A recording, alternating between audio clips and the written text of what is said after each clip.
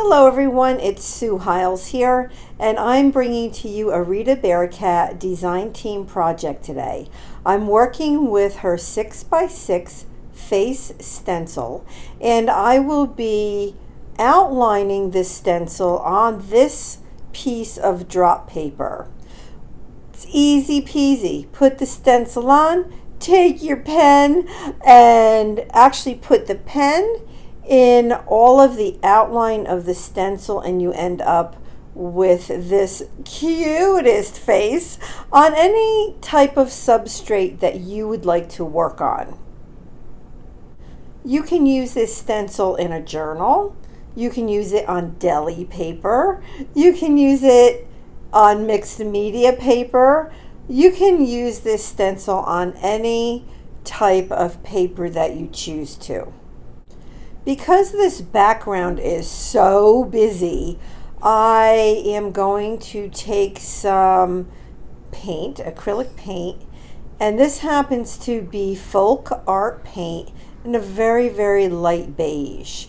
It's a great first coat to get down for faces, and I use it often. As I'm doing this, I'm literally staying in the lines of the stencil. It's so easy. You just take, whether it's acrylic paint, watercolor paint, you can use any type of, like a paint pen or alcohol marker, anything at all to color in this face. Rita makes it very, very, very easy to do. You end up with such a beautiful result, and because her stencil is so cute, it is like near impossible to mess this up. Anybody can do this, and I highly recommend getting the stencil and giving it a try. After getting down that very light beige paint, I used a little bit of shaded lilac, which is a distress paint. And now all the paint that I'm using at this point, like this beautiful pink and purple, all distress paint.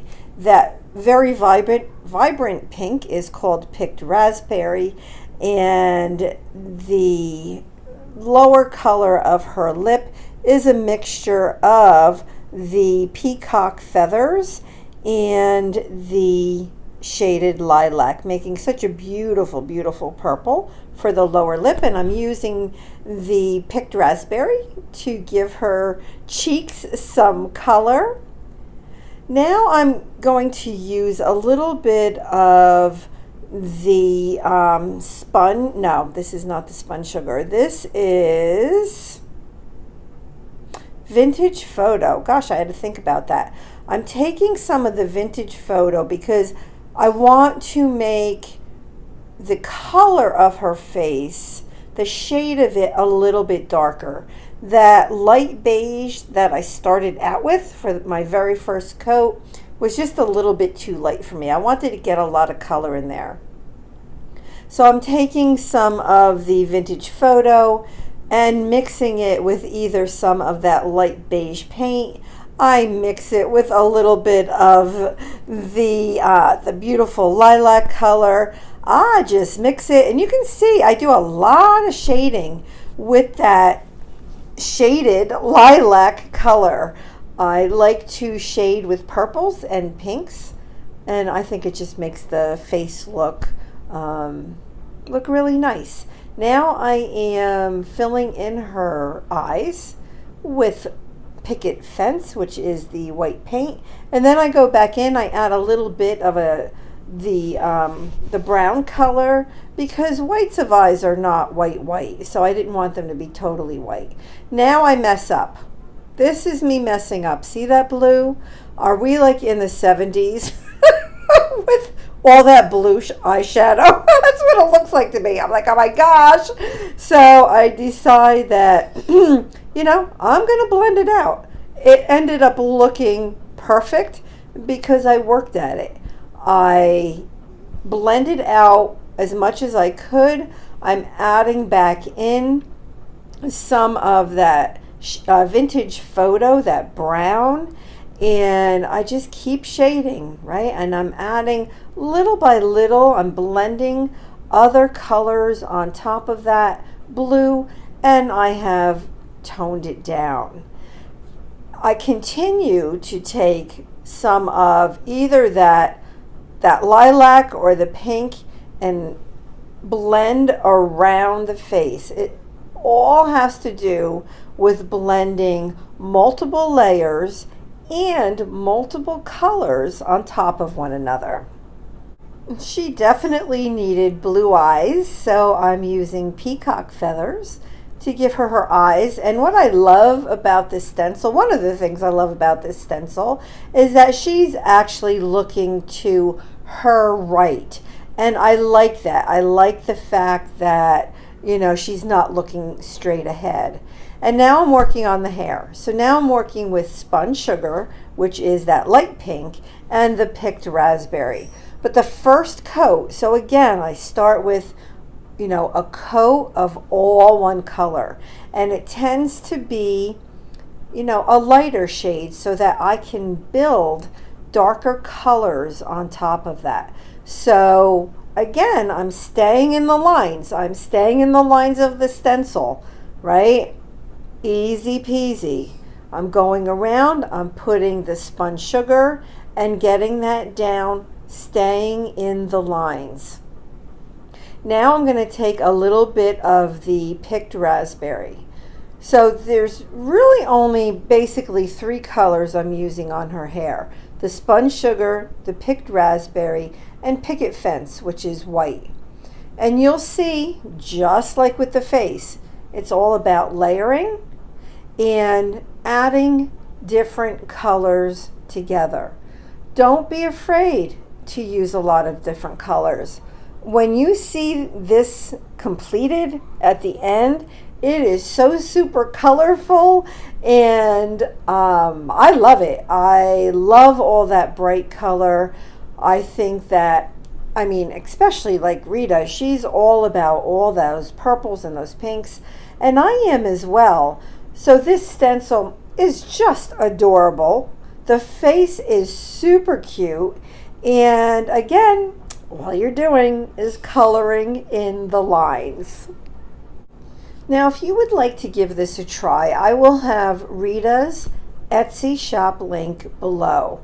You can go to her Etsy shop, see all of her amazing products.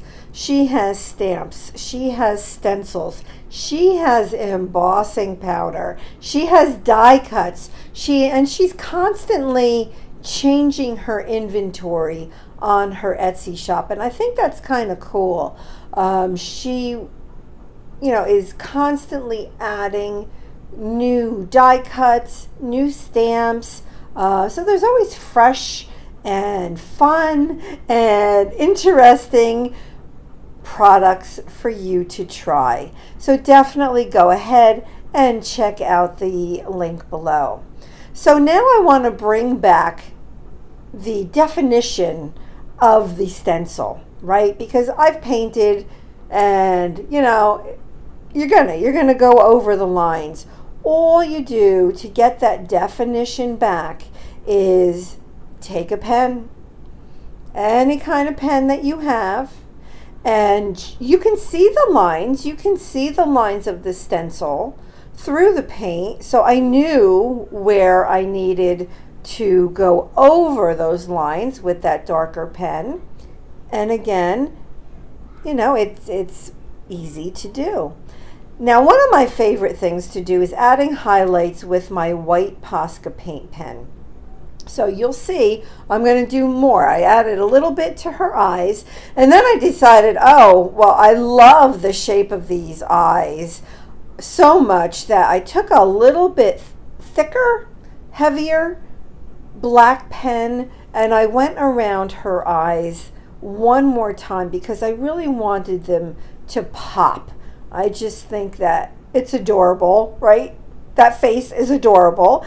And I put a little bit more extra detail around the pupils of her eyes. And now I'm just going to go around the face. I'm working on the nose to outline the stencil. outline the design, I should say, of the stencil. And now I'm working on her mouth, making sure that that has the good definition that it should, and going around her face. And again, I can see all of the lines of the stencil that I first drew on this very, very, very busy piece of paper. And the little heart on her cheek, I'm going to make sure that that is nice and dark, as well as the 3 little hearts down to the right of the stencil. And now I'm taking my black Pitt pen, Faber-Castell Pitt pen, and I'm just following suit. I'm just going around and making sure that wherever there was a line from the stencil, that I'm going over it again so that it's easy to see. By adding that definition back in there, it brings the stencil and the whole face back to life, really, right? Even the hair, all these little lines, it just brings it back to life, and I love it. Now I'm putting in her eyelashes. Eyelashes are a challenge for me, I must say. I don't know that I've ever done eyelashes the same twice. I mean, I know in my head what they should look like, but I'm learning. I've actually studied how to do eyelashes, and I still can't do it exactly the way I want to, but I do like the way that it came out. So here I am. I love this. I love doing this. I have the white Posca paint pen again, and I'm going to go around her face and put little dots around, on her cheeks, and now on her hair. I think that this little technique brings so much to any painting that you're doing. So, I had it going down her neck. I have it going around the outside of her hair. And then wherever there was like any black line, I am putting some dots. So she has a lot of white dots, but oh my gosh, in the end, it looks stunning. I mean, it really does. And obviously it's because of the stencil, right? The stencil, and here's a close-up. Look at how cute. Look at how cute. I love this face. I love this stencil. And be sure to check out Rita's shop. She has more amazing stuff like this for you to work on. I actually took this piece of drop paper and put it on a canvas and adhered it with some matte medium, and now I have a beautiful canvas to hang on my wall. Let me know if you have any questions. Go ahead, and if you would like, hit that subscribe button. Thank you so much.